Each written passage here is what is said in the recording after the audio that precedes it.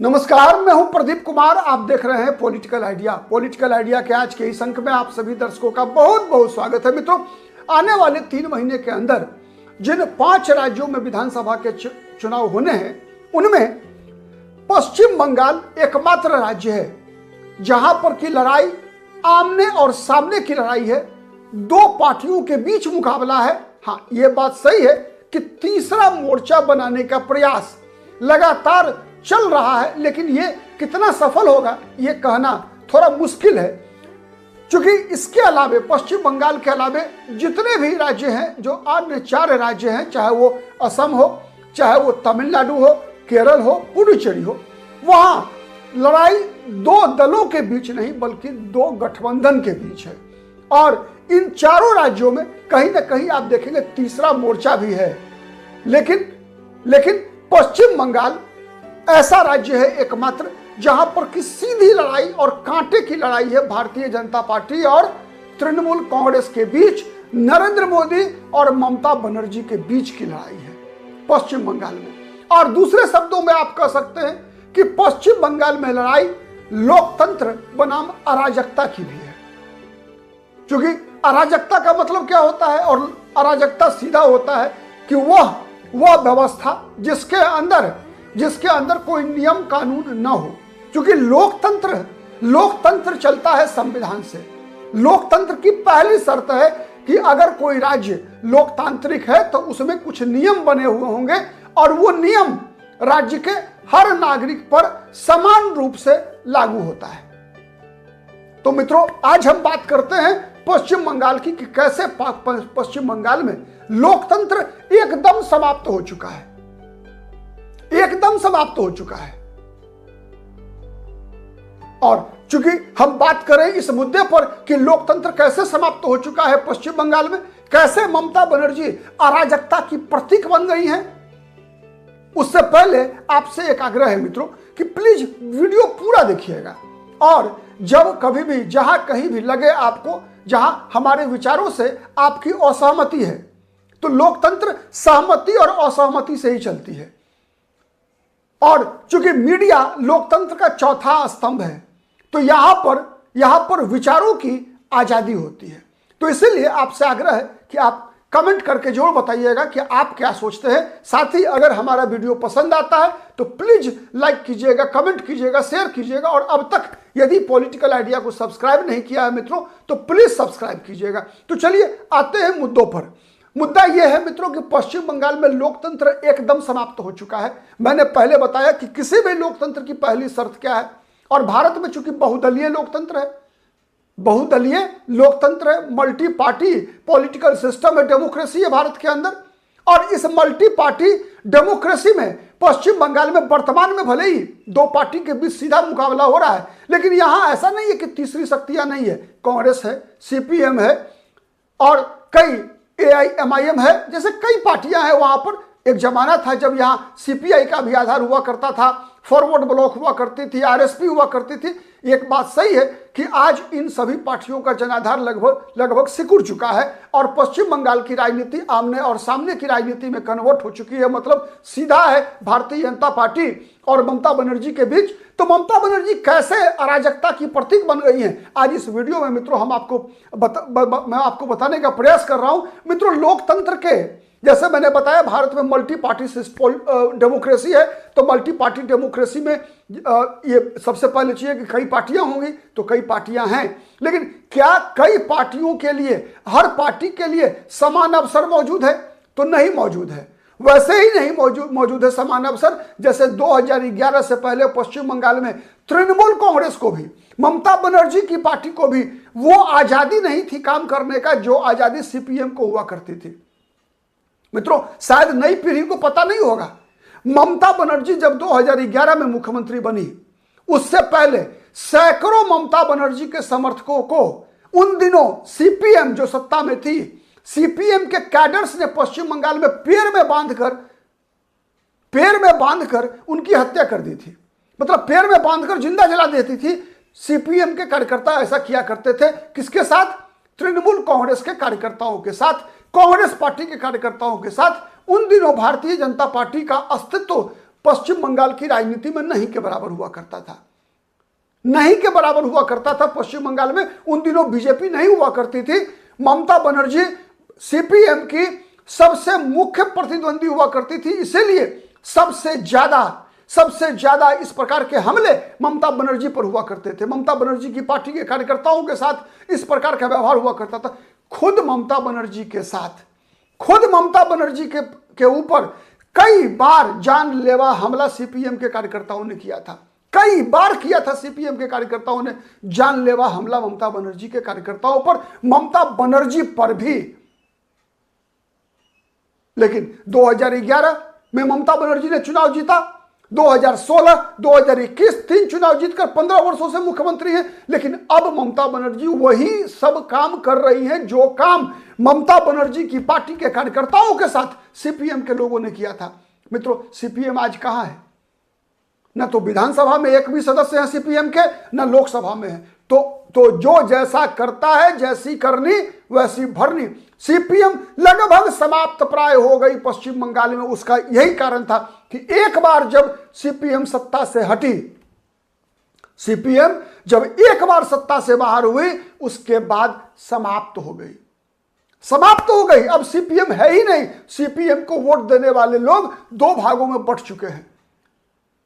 जिन्हें ममता बनर्जी पसंद थी वो ममता बनर्जी के साथ चले गए, जिन्हें ममता बनर्जी पसंद नहीं थी, इसलिए पसंद नहीं थी कि ममता बनर्जी वही काम कर रही है जो काम सीपीएम के लोग किया करते थे 2011 से पहले, वैसे लोगों ने सीधा बीजेपी का दामन थाम लिया। आज भारतीय जनता पार्टी की ताकत वही है पश्चिम बंगाल की राजनीति में। तो मित्रों, पॉइंट दर पॉइंट हम समझते हैं कि कैसे ममता बनर्जी अराजकता की प्रतीक बन गई है। मित्रों, लोकतंत्र के 4 स्तंभ होते हैं, 3 संवैधानिक स्तंभ है और चौथा स्तंभ कहा जाता है कि वो उसे संवैधानिक दर्जा नहीं प्राप्त है, लेकिन माना जाता है कि पत्रकारिता लोकतंत्र का चौथा स्तंभ है, मीडिया लोकतंत्र का चौथा स्तंभ है। हम आते हैं मीडिया के ऊपर, उससे पहले समझिए कि लोकतंत्र के जो और 3 स्तंभ हैं, उन 3 स्तंभों की क्या स्थिति है पश्चिम बंगाल में। लोकतंत्र के 3 स्तंभ होते हैं, विधायिका, कार्यपालिका और न्यायपालिका। विधायिका, कार्यपालिका और न्यायपालिका। विधायिका का क्या स्थिति है मित्रों? वहां आपको याद होगा 2021 का विधानसभा चुनाव, 2021 के विधानसभा चुनाव से पहले, चुनाव के दिन और चुनाव के परिणाम आने के बाद क्या हुआ था पश्चिम बंगाल में? उन सभी मतदाताओं को ढूंढ कर उनके साथ दुर्व्यवहार, उनकी पिटाई, उनकी हत्या, उनके घर में आगजनी, वो सब काम टीएमसी के लोगों ने किया था। चुनाव परिणाम आने के बाद कई दिन तक पश्चिम बंगाल के अंदर तांडव हुआ था। 2021 के विधानसभा चुनाव के बाद आप गूगल कीजिए, चेक कर लीजिए सच है या नहीं है। और यह कोई विधानसभा चुनाव के बाद हुआ ऐसा नहीं है मित्रों। पश्चिम बंगाल में ममता बनर्जी के शासनकाल के दौरान और ममता बनर्जी के शासनकाल से पहले जब सीपीएम की सरकार हुआ करती थी, तब भी पश्चिम बंगाल के पंचायत चुनाव के दौरान, लोकल बॉडी चुनावों के दौरान किस प्रकार का माहौल होता है, थोड़ा आप गूगल कीजिए, पता चलेगा आपको। मतलब वहां वोट डाल लेना अपने मन से, अपने मन मुताबिक वहां वोट डाल लेना एक युद्ध जीतने के बराबर है। और वोट डालने के बाद भी आप सुरक्षित हैं या नहीं है, इसकी कोई गारंटी नहीं है। सच है या नहीं है पश्चिम बंगाल में? आप अगर जो भी हमारे दर्शक पश्चिम बंगाल के हैं, प्लीज कमेंट करके बताइएगा कि जो भी बात मैं बता रहा हूं, क्या कोई एक बात भी झूठी है इसमें? अगर होगा तो आप मुझे चुनौती दीजिए, मैं स्वीकार करने को तैयार हूं। मैं अगर गलत होऊंगा तो मैं माफी मांग लूंगा आपसे अपनी गलती के लिए, क्योंकि मैं मानता हूं दुनिया में nothing is perfect in this world. दुनिया में कोई भी पूर्ण नहीं है, सबसे गलतियां हो सकती है, मुझसे भी हो सकती है। तो इसीलिए आपसे आग्रह है कि कहीं भी अगर मैं गलत बता रहा होऊंगा, गलत आंकड़ा दे रहा होऊंगा, तो प्लीज आप कमेंट करके बताइएगा। तो पश्चिम बंगाल में चाहे वो स्थानीय निकाय, ग्राम पंचायतों का चुनाव हो, चाहे शहरी निकाय का चुनाव हो, चाहे विधानसभा का चुनाव हो, आप बताइए कि एक भी चुनाव हिंसा फ्री हुआ है? विधानसभा के अंदर, ये तो हो गई चुनावी प्रक्रिया के दौरान, विधानसभा के अंदर आप बताइए कि कभी कोई ऐसा फैसला ममता बनर्जी ने लिया हो जिस फैसले के अंदर विपक्ष की भी कोई भूमिका रही हो, विपक्ष की भी कोई भूमिका रही हो, विपक्ष की आवाज को पश्चिम बंगाल में सुना गया हो कभी? कई ऐसे उदाहरण मैं बता सकता हूं मित्रों, केंद्र की सरकार के बारे में। जब नरेंद्र मोदी के पास 303 सांसद हुआ करते थे अपनी पार्टी के, एनडीए का 350 सांसद हुआ करता था, तब भी कई ऐसे मुद्दों पर केंद्र की सरकार ने, नरेंद्र मोदी की सरकार ने जनता के विरोध के कारण उन फैसलों को वापस लेना पड़ा। उदाहरण मैं बता रहा हूं, 3 कृषि कानून, जब विरोध चरम पर पहुंचा तो सरकार ने फैसला वापस ले लिया, यह कहते हुए कि मैं जनता को समझा नहीं सका, मैं विपक्ष को नहीं समझा सका, यह मेरी फेल्यूर है। प्रधानमंत्री का बयान है, सच है या नहीं है? और प्रधानमंत्री ने, भारत सरकार ने उन फैसलों को वापस लिया, सच है या नहीं है? लेकिन आप उदाहरण बताइए कि पश्चिम बंगाल के अंदर आज तक ममता बनर्जी के 15 वर्षों के शासनकाल के दौरान कभी भी कोई भी फैसला ऐसा ममता बनर्जी ने किया हो जो जन दबाव में, विपक्ष के दबाव में किसी भी फैसले को वापस लिया हो ममता बनर्जी ने, या किसी भी मांग को माना हो, विपक्ष के मांगों को माना हो ममता बनर्जी ने? जब कभी भी किसी भी घोटाले की बात आई, जब कभी भी किसी भी प्रकार की समस्याओं का सवाल उठा, हर बार विपक्ष को अदालत जाना पड़ा, सही है या नहीं है? हर बार विपक्ष को अदालत जाना पड़ा, चाहे वो रामनवमी के जुलूस पर प्रतिबंध का मामला हो, चाहे वो सरस्वती पूजा के विसर्जन के जुलूस पर प्रतिबंध का मामला हो, चाहे वो दशहरा में विसर्जन के लिए टाइमिंग फिक्स करने का मामला हो, चाहे वो विसर्जन जुलूस के लिए रास्ता तय करने का मामला हो, चाहे मुहर्रम के मामले में रास्ता तय करने का मामला हो, हर मामले पर समुदाय विशेष के लोगों को अदालत का सहारा लेना पड़ा या नहीं लेना पड़ा? मतलब विधायिका फेल, कार्यपालिका फेल। कभी भी पश्चिम बंगाल के कार्यपालिका ने कभी भी जनता के हित में, समाज के सभी वर्गों के हित में कोई ऐसा ईमानदार फैसला लिया हो जिससे कि लगे कि नो, सरकार, ममता बनर्जी की सरकार न्यूट्रल है, अपने हर नागरिक को एक चश्मे से देखती है, ऐसा कोई फैसला ममता बनर्जी ने किया हो? ममता बनर्जी ने तो पिछड़े वर्गों के लिए जो सूची का निर्माण किया 77 जातियों का, उसमें 2/3 जातियां, 55 से अधिक जातियां मुसलमानों का शामिल कर दिया, जिससे कि पिछड़े वर्ग के हिंदुओं को उसका फायदा नहीं मिल सके मित्रों। जबकि माना यह जाता है कि यह जातिवाद, ये इस प्रकार की जो भी चीजें हैं वो तो इस्लाम के अंदर है ही नहीं। तो जब इस्लाम के अंदर इस प्रकार की बात नहीं है, जातिवाद नहीं है, जातीय विभेद नहीं है, तो फिर इस्लाम को मानने वाले को आरक्षण का लाभ क्यों मिलना चाहिए? सीधा सवाल है। और उसी आधार पर अदालत ने ममता बनर्जी के सरकार के फैसले के खिलाफ फैसला दिया, निर्णय के खिलाफ फैसला आया।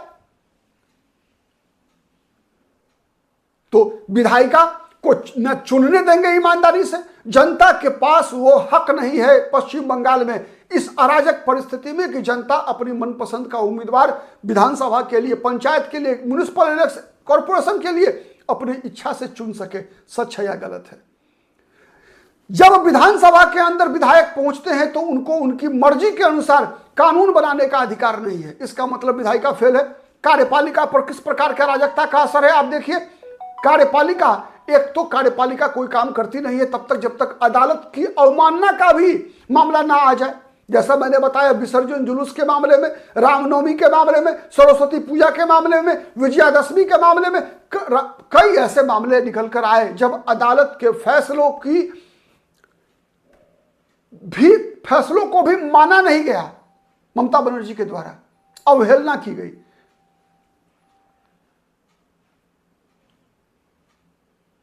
और इतना ही नहीं, न्यायपालिका के अंदर अभी आपने देखा कि जिस पर जब ईडी की रेड हुई आईपैक के दफ्तर में, प्रतीक जैन के आवास पर, तो जब ममता बनर्जी ने आईपैक के दफ्तर में पहुंचकर ईडी के अधिकारियों से सबूत वाला फाइल छीन लिया पश्चिम बंगाल पुलिस के सहयोग से, उसके बाद ईडी गई अदालत में, कोलकाता हाईकोर्ट में। कोलकाता हाईकोर्ट में ममता बनर्जी ने व्हाट्सएप ग्रुप के माध्यम से अपने कार्यकर्ताओं को बुलाकर जो दृश्य उत्पन्न किया कोलकाता हाईकोर्ट में जज के चैम्बर में, जिससे कि सुनवाई ना हो सके, मतलब अदालतों को भी काम करने का की आजादी नहीं। कई अदालती फैसलों की अवमानना पश्चिम बंगाल में ममता बनर्जी की सरकार ने विगत वर्षों में किया है। इतना ही नहीं, केंद्रीय एजेंसियों को किसी को भी काम नहीं करने देना। अभी प्रतीक जैन का उदाहरण बताया मैंने, इससे पहले भी आप याद कीजिए राजीव कुमार जो उस दौरान जो वर्तमान में डीजीपी हैं, डायरेक्टर जनरल ऑफ पुलिस हैं पश्चिम बंगाल के, उन दिनों कोलकाता के पुलिस कमिश्नर हुआ करते थे। उनसे पूछताछ करने के लिए सीबीआई की एक टीम पहुंची थी मित्रों। पूछताछ सीबीआई की टीम नहीं कर सके राजीव कुमार से, इसके लिए ममता बनर्जी मुख्यमंत्री होते हुए राजीव कुमार के घर को घेर कर बैठ गई थी और सीबीआई के अधिकारियों को गिरफ्तार करवा लिया था पश्चिम बंगाल के पुलिस के द्वारा। आप अनुमान लगा लीजिए कि पश्चिम बंगाल की स्थिति क्या है। अराजकता है, कोई कानून नहीं है, कोई नियम नहीं है, कुछ भी नहीं बचा है। न विधायिका स्वतंत्र है, न कार्यपालिका स्वतंत्र है, न न्यायपालिका स्वतंत्र है, और पत्रकारिता की कोई औकात नहीं है। मैं नाम नहीं लेना चाहता कुछ कारण विशेष से, लेकिन अधिकतर मीडिया हाउसेज पश्चिम बंगाल में बिके हुए हैं, या फिर उनके अंदर ताकत नहीं है कि इस सत्ता से टकरा सके। डर। इसके अलावा चुनाव जीतने के लिए जितने भी हथकंडे होते हैं, केवल सत्ता में बने रहने के लिए जितने भी हथकंडे होते हैं, वो सब काम ये सरकार के दौरान हो रहा है। बांग्लादेशी घुसपैठ, इससे बड़ा उदाहरण क्या होगा मित्रों? जब पश्चिम बंगाल में ममता बनर्जी लोकसभा की सदस्य थी, पश्चिम बंगाल में सीपीएम की सरकार हुआ करती थी, उस दौरान मित्रों बुद्धदेव भट्टाचार्य मुख्यमंत्री थे पश्चिम बंगाल में, सोमनाथ चटर्जी लोकसभा के अध्यक्ष हुआ करते थे। ममता बनर्जी लोकसभा में मतदाता सूची भारत का भी, पश्चिम बंगाल का भी और बांग्लादेश का भी लेकर पहुंचती हैं और नामों की सूची दिखाती हैं लोकसभा अध्यक्ष को कि देखिए जो नाम बांग्लादेश के अंदर मतदाता सूची में है वही लोग पश्चिम बंगाल में भी हैं, और इन सब लोगों को मतदाता सूची में नाम शामिल कराने का काम सीपीएम के लोगों ने किया है। आज वही काम ममता बनर्जी कर रही है, नहीं कर रही है? आज उन्हीं पीड़ित, प्रताड़ित, दलित, मतुआ समाज, राजवंशी समाज के लोगों की पश्चिम बंगाल में उपेक्षा हो रही है या नहीं हो रही है? क्या हुआ मुर्शिदाबाद में, क्या हुआ मालदा में? किन लोगों को अपना घर द्वार छोड़कर मुर्शिदाबाद से भागना पड़ रहा है?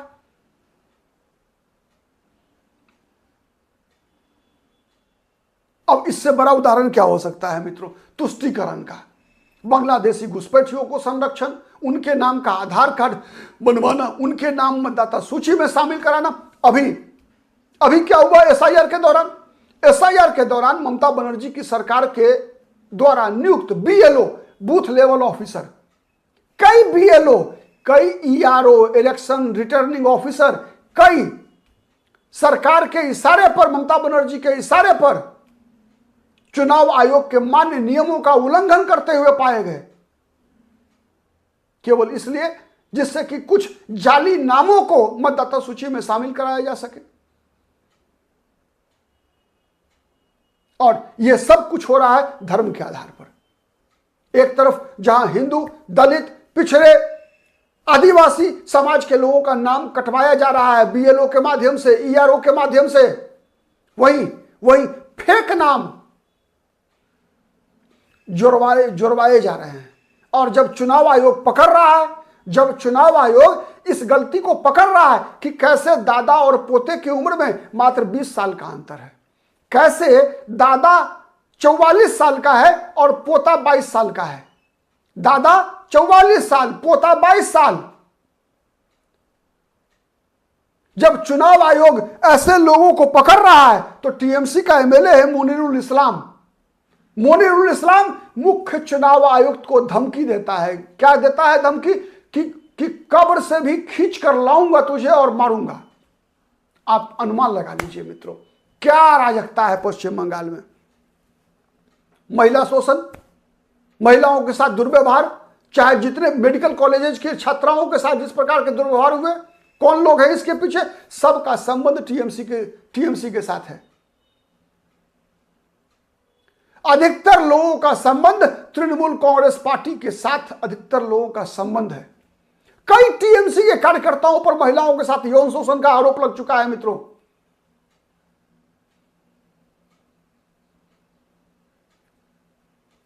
तो इसीलिए अगर इस परिस्थिति में अगर एक बार फिर पश्चिम बंगाल में ममता बनर्जी की सरकार चुनाव जीतने में कामयाब हो जाए तो समझिए कि पश्चिम बंगाल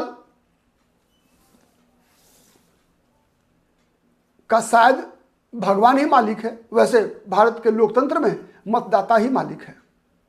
देखना है इन मतदाताओं का को ये सब चीजें दिखती है पश्चिम बंगाल के मतदाताओं को या नहीं दिखती, या फिर एक बार फिर पश्चिम बंगाल के मतदाता जाति प्रथम राज्य द्वितीय की नीति पर चलते हुए देखेंगे कि उनके लिए जाति सबसे बड़ी बात है। जाति के नाम पर फिर एक चुनाव, राष्ट्रहित, देश हित, पश्चिम बंगाल का हित, महिला सुरक्षा, संवैधानिक व्यवस्था, लोकतंत्र सबसे आंख मूंद के रहेंगे या फिर अराजकता से राज्य को बचाएंगे। आज के लिए इतना ही। बहुत बहुत धन्यवाद। नमस्कार।